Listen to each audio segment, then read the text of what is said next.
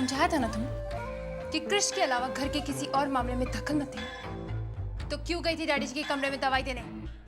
Answer me. Akshay जी ने कहा था। क्या क्या कहा? जी, अक्षय जी ने कहा था। अक्षय जी ने कहा था और मैंने कहा वो? भूल गई तुम इस घर में मेरी बदौलत हो और इस सच को जितनी जल्दी समझ लो तुम्हारे लिए अच्छा होगा। देखिए, मैं अच्छी तरीके से जानती हूँ कि मेरे लिए क्या अच्छा है और क्या बुरा। और वैसे भी मैं किसी पे भी हो रहे जुर्म या अन्याय की साक्षी चुपचाप नहीं बन सकती। और तुम होती कौन हो मुझे भाषण देने वाली?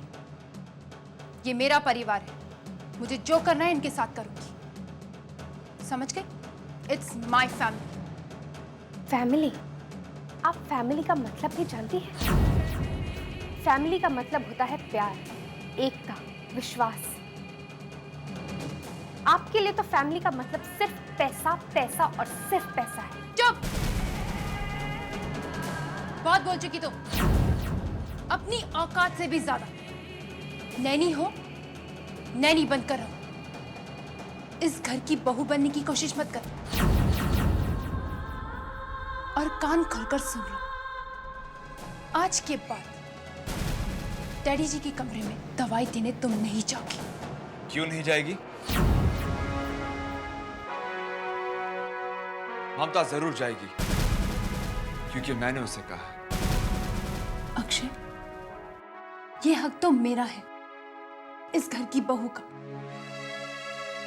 इस बात से मैं कहां इनकार कर रहा हूं, लेकिन तुम्हें तुम्हारे मीटिंग्स, ऑफिस, फंक्शंस और सोशल से फुर्सत ही कहां है?